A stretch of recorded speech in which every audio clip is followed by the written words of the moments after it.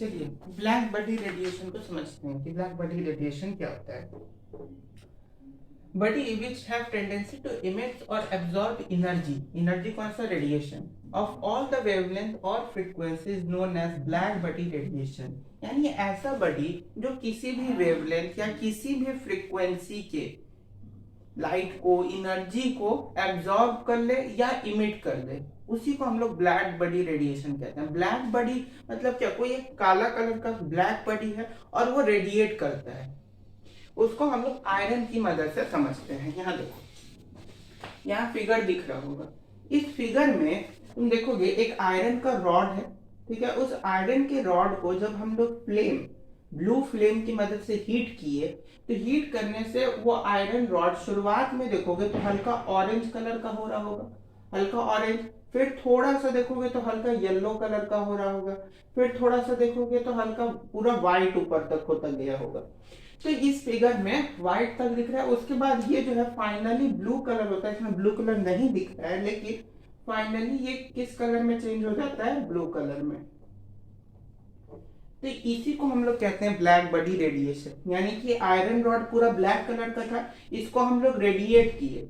Radiate कैसे किए, heat energy देके, हीट एनर्जी देके रेडिएट किए। और रेडिएट करते ही पूरा क्या हुआ, पहले ब्राइट ऑरेंज आया कलर, फिर धीरे धीरे येलो हुआ, फिर व्हाइट हुआ, फिर ब्लू हुआ।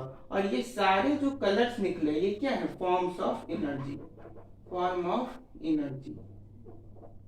ये क्या है, फॉर्म ऑफ एनर्जी। बात समझ में आ गई।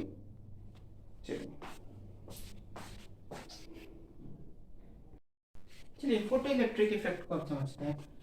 फोटो इलेक्ट्रिक इफेक्ट क्या होता है, जब भी when the photon is ejected from metal surface, जब भी इजेक्टेड फ्रॉम नहीं,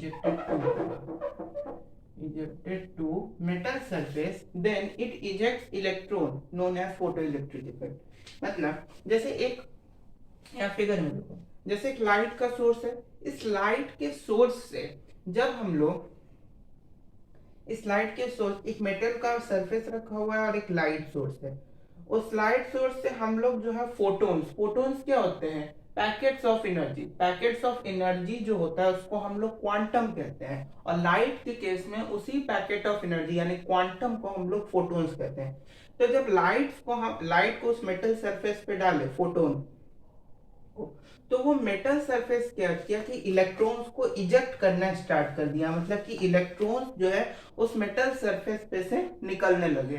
तो इसी प्रोसेस को हम लोग फोटो इलेक्ट्रिक इफेक्ट कहते हैं। फोटो मतलब क्या होता है, लाइट। तो फोटो इलेक्ट्रिक इफेक्ट यही होता है। थ्रेशोल्ड फ्रीक्वेंसी, जिसको कि हम लोग न्यू नॉट, इसको क्या बोलते हैं,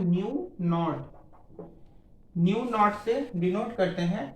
मतलब मिनिमम अमाउंट ऑफ फोटोन, उतना minimum amount of photon requires to for the ejection of electron from metal surface, यानी कम से कम कितना लाइट की जरूरत होगी, कितने लाइट की आवश्यकता होगी कि इलेक्ट्रॉन्स को उस मेटल सरफेस से इजेक्ट कराया जा सके, रिलीज किया जा सके। उसके बाद ये तीसरा पॉइंट है कि जो काइनेटिक एनर्जी होगा वो फ्रीक्वेंसी जो होगा उसके बराबर होगा, यानी हाफ mv² काइनेटिक एनर्जी का फॉर्मूला होता है, is directly proportional to frequency. क्योंकि जैसे जैसे फ्रीक्वेंसी बढ़ेगा तो फ्रीक्वेंसी बढ़ने से क्या होता है, स्पीड बढ़ता है, यानी काइनेटिक एनर्जी भी इंक्रीज होगा। फ्रीक्वेंसी जैसे जैसे इंक्रीज होगा तो काइनेटिक एनर्जी भी इंक्रीज होता जाएगा। क्यों,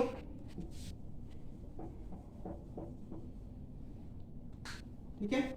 तो ये था तुम्हारा फोटो इलेक्ट्रिक इफेक्ट।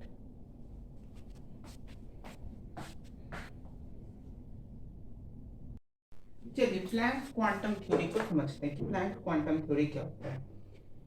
इसमें प्लैंक्स क्वांटम थ्योरी ये होता है कि एनर्जी इज नॉट रिलीज्ड और absorbed by the object continuously, it released और absorbed discontinuous in the form of quanta. यानी किसी भी ऑब्जेक्ट से एनर्जी जो है वो कंटिन्यूअसली जो है इजेक्ट नहीं होती है, वो जो है स्मॉल पैकेट, स्मॉल बंच या पैकेट के फॉर्म में, यानी क्वांटम, और उसी के स्मॉल सिंगुलर रूप को क्वांटा कहा जाता है, उसके फॉर्म में डिसकंटिन्यूअसली एनर्जी जो है वो रिलीज होती है। Small packets of energy is known as quantum. ठीक है, जैसे एनर्जी जो होगा वो तुम्हारा फ्रीक्वेंसी के डायरेक्टली प्रोपोर्शनल होता है। एनर्जी फ्रीक्वेंसी के यानी न्यू के डायरेक्टली प्रोपोर्शनल होता है। इस प्रोपोर्शनैलिटी साइन को हटाते हैं तो हमारे पास h और न्यू आता है। ये h तुम्हारा क्या है, प्लैंक्स कांस्टेंट। यहाँ पे here h क्या है, प्लैंक्स कांस्टेंट।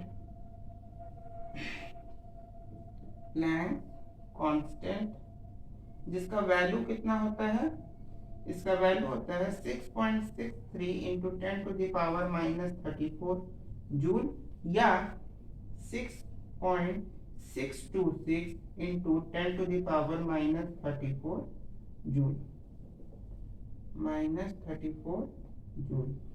6.626 इंटू 10⁻⁻34 लो या 6.63 इंटू 10⁻⁻34 जूल लो। दोनों में से दोनों वैल्यू से अगर किसी भी वैल्यू से हम लोग बना सकते हैं। वैसे मेजरली हम लोग इस वैल्यू से 6.63 इंटू 10⁻⁻34 जूल के वाले वैल्यू से ही कैलकुलेट किया जाता है। उसके बाद इसी को अगर हम लोग आगे सॉल्व करें तीसरे में, तो E जो होगा is equal to NH nu होता है। NH nu. अब यहाँ पे ये जो न्यू है, न्यू क्या है, फ्रीक्वेंसी। फ्रीक्वेंसी क्या होता है, c बाई लैम्डा। तो इसको अगर हम लोग आगे ऐसे चेंज करें NhC बाई लैम्डा, तो एनर्जी का एक और फॉर्मूला क्या गया, NhC बाई लैम्डा, जहां h क्या है, प्लैंक्स कांस्टेंट, c क्या है, स्पीड ऑफ लाइट, और लैम्डा क्या है, डिस्टेंस। n यहाँ पे होल नंबर यानी इंटीजर कोई वैल्यू है, जैसे 1 2 3 4 5 डॉट डॉट डॉट, कोई भी इंटीजर या होल नंबर वैल्यू जो है तुम्हारा यहाँ पे n है। ठीक है, तो ये तुम्हारा प्लैंक्स क्वांटम थ्योरी।